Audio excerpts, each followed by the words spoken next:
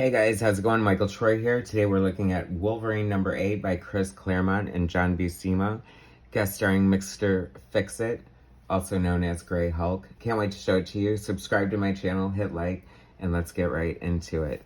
Okay, so this is like such a classic character. Like I see this image going around a lot. Jim Rugg has his Hulk Grand Design coming out, and I'm 100% certain there will be some sort of homage to this, hopefully, inside, because it's fantastic. I wasn't the biggest Wolverine fan, but I always have loved him, of course, being part of the X-Men and whatever. He's just a cool character. But I feel like my brother had more ownership of him, and I had Storm and Colossus and Nightcrawler and Kitty, so I was more selfish, but you can have Wolverine. This is like during his patch days. He was on the patch trying to quit smoking cigars. Now that would be a fun story to do. Patch wearing a patch to quit smoking. Anyway, this is just classic for so many reasons. The size difference. It's like you have big, gorgeous, beautiful Hugh Jackman portraying Wolverine in the movies, who is excellent and definitely defined the character. But he's so tall, and Wolverine was always meant to be kind of a runt, and they always used to joke about his height in the beginning and stuff. Like the small but mighty crazed killer. So I did like the Wolverine series, though. It had Wolverine going off as Patch under this different persona in Madripoor. So it was very much a departure. It was sort of Chris Claremont getting the chance to do a different type of story, more of I always think of Casablanca when I think of Wolverine Patch era. The fun thing about this issue, though, is because it was normally John Buscema on pencils and what's his name, Klaus Janson doing finishes.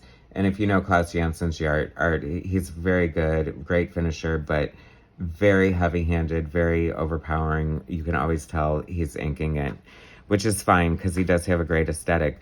But this is actually John Buscema penciling and inking his own art. And I don't recall seeing much of his art inked by himself, but looking at this and seeing the beauty of his line work and just how great it looks. I mean, what a great face on Hulk there. So cool. Ken Bruzenak, have to point him out as letterer. I love his lettering. Howard Chaykin, always used him for Black Kiss, and I loved it. Glynis Oliver, Glynis Ween, who, classic X-Men colorist. Bob Harris, editor.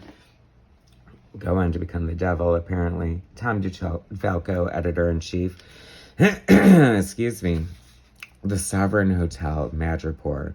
I don't know. This is amazing. I love that.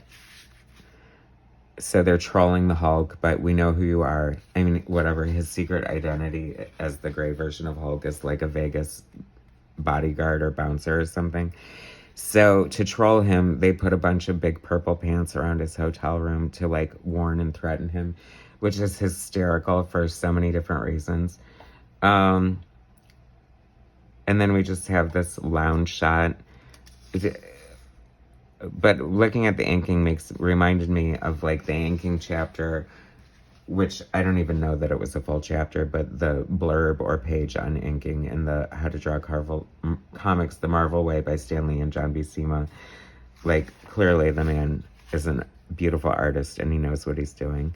This is such a great shot here. See, this is from an era, though, where they, I feel like most comics, and I do it myself as an artist because I think, and I just read, you really want a money shot on every single page, just kick ass and spend a lot of time on one panel to blow people away, and then just tell the story and do the best you can in the rest of it.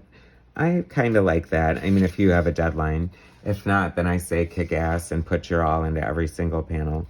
But the point I was trying to make before I went off on a tangent, which I always do, is this panel is so great. That could be a splash page all into itself. It's just so cool for some reason.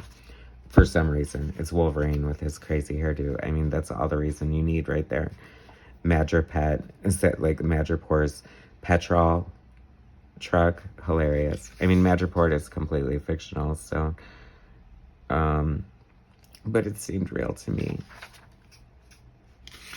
I just cannot get over how beautiful the art is. I love it.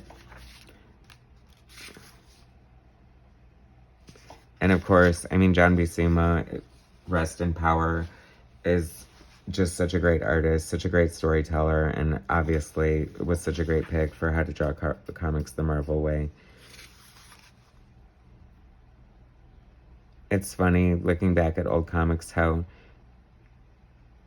I hate to use the word uninteresting, but how just sort of plain the panels always were, just like specifically to tell story. And now, you know, you have broken panels and bleeds to the end of the page and all that good stuff. Just little things always make me happy, and I just love the reflection in this goblet here. I think that's fun. And John Buscema draws really beautiful women too. That's apparently a lament of comic artists. Some comic artists just really have a problem drawing women, and they're kind of always been my favorite thing to draw, like the heroines over the men. Even though I feel more confident drawing the men now, I definitely feel like women were my strong suit before. See, how fun and cool is that? That's what I love about classic comic books. Like, you need the sound effects.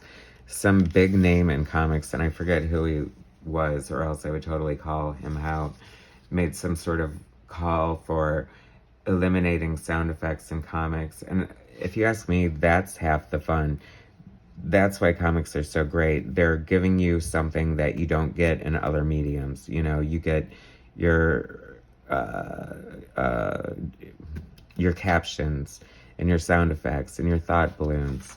You know, stuff that doesn't translate well or is impossible on film, and just works so well in comic books, I feel.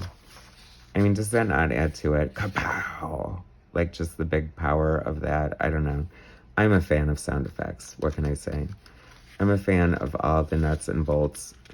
And that is such a cool, once again, that could be a splash page unto itself. What a great Hulk face right there. John Buscema must have had a blast drawing this, especially since he got to ink it himself. I definitely need to seek out some more John Buscema art after looking at this, because he is so great. Anyway, super fun. Oh, I forgot. Oh my gosh, how could I almost look past this? A Wolverine gallery, Rob Liefeld pinup. Very cool. I love that pose. That is so cool. Clearly, he's being surrounded by ninjas, and it's terrific. Anyway, thanks so much for watching, guys.